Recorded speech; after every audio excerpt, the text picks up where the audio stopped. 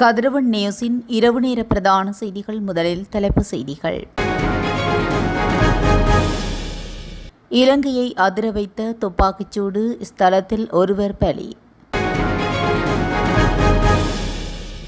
மீன்பிடி படகு கவிழ்ந்து விபத்து. உணவகத்துக்குள் அத்துமீறி அட்டூழியம், உரிமையாளருக்கு கொலை மிரட்டல். முல்லைத்தீவில் மோட்டார் சைக்கிள் மோதி விபத்து. மட்டக்களப்பில் யானை தாக்கி குடும்பஸ்தர் உயிரிழப்பு. நெடுங்கேணியில் வீதியில் உறங்கியவருக்கு நேர்ந்த கதி, துடிதுடித்து பிரிந்த உயிர். கொழும்பின் புறநகர் பகுதியில் குழு மோதல், இளைஞர் கொடூரமாக படுகொலை.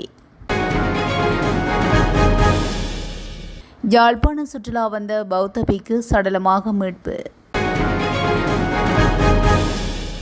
முட்டைகளை கழுவிய பின் சேமித்து வைப்போருக்கு விடுக்கப்பட்ட எச்சரிக்கை. தொடர்பான விரிவான செய்திகள்.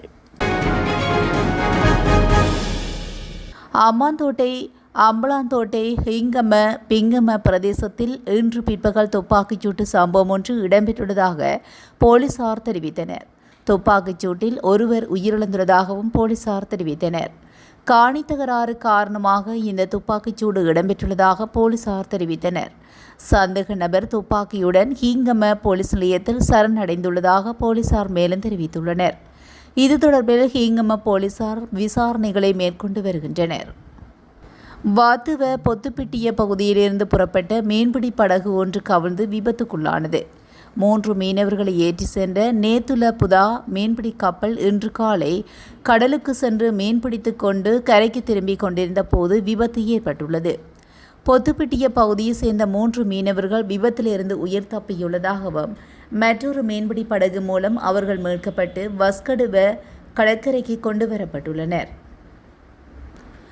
வாரியப்பொல பாதனிய பகுதியில் சுற்றுலா அபிவிருத்தி அதிகார சபையினால் அங்கீகரிக்கப்பட்ட உணவகம் ஒன்றுக்கு அடையாளம் தெரியாத கும்பலால் தாக்குதல் நடத்தப்பட்டுள்ளது.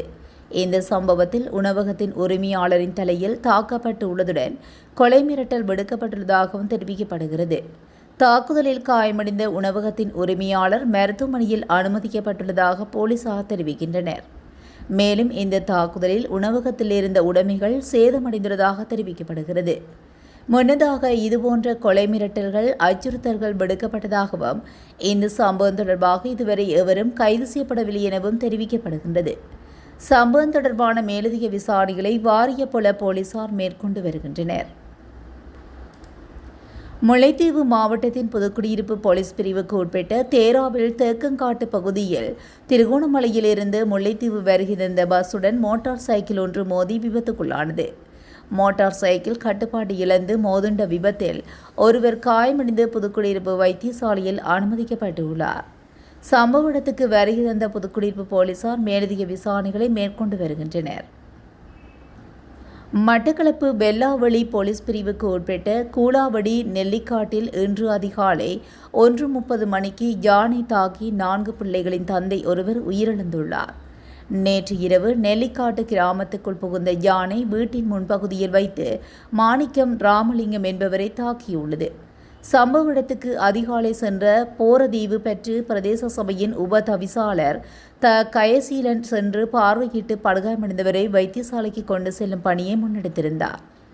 இதன்போது வைத்தியசாலைக்கு கொண்டு செல்லப்பட்ட நிலையில் அவர் உயிரிழந்து விட்டார் என தெரிவிக்கப்பட்டுள்ளது. மேலும் உயிரிழந்தவரின் சடலம் களுவாஞ்சிக்குடி ஆதார வைத்தியசாலையில் வைக்கப்பட்டுள்ளதுடன் வெல்லாவளி போலீசார் விசாரணைகளை முன்னெடுத்துள்ளனர்.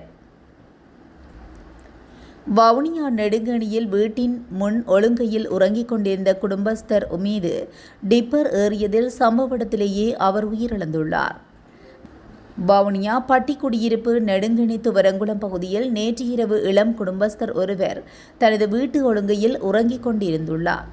இதன்போது அவரது மைத்துனரால் செலுத்தப்பட்ட டிப்பர் வாகனம் குறித்த குடும்பஸ்தர் மீது ஏறியதனால் அவர் சம்பவ இடத்திலேயே உடல் நசுங்கி உயிரிழந்துள்ளார்.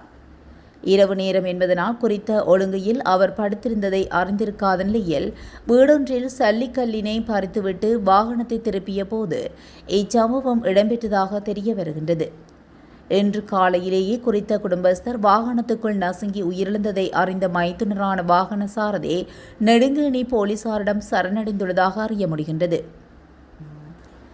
கொழும்பின் புறநகர் பகுதியான கல்கிச பகுதியில் 2 குழுக்களுக்கு இடையிலான மோதலில் ஒருவர் கொல்லப்பட்டுள்ளார். அரளிய வீட்டு தொகுதி பகுதியில் நேற்று மாலை 2 இளைஞர்கள் மீது கூர்மையான ஆயுதங்களால் தாக்குதல் நடத்தப்பட்டுள்ளது. இந்த தாக்குதலில் படுகாயமடைந்த 2 இளைஞர்களும் லுனாவ வைத்தியசாலையில் அனுமதிக்கப்பட்ட நிலையில் அவர்களில் ஒருவர் உயிரிழந்துள்ளார். உயிரிழந்தவர் அங்குலான பிரதேசத்தை சேர்ந்த 28 வயதுடையவர் என போலீசார் தெரிவித்துள்ளனர். இரு தரப்பினருக்கு இடையிலான தகராறு காரணமாக இந்த கொலை இடம்பெற்றுள்ளதாகவும் போலீஸ் விசாரணைகளில் தெரிய வந்துள்ளது. உயிரிழந்த இளைஞரின் சடலம் லுனாவா வைத்தியசாலையில் பிரேத அறையில் வைக்கப்பட்டுள்ளது. காயமடைந்த மற்ற நபர் மேலதிக சிகிச்சைக்காக கலுபோவில வைத்தியசாலையில் அனுமதிக்கப்பட்டுள்ளனர்.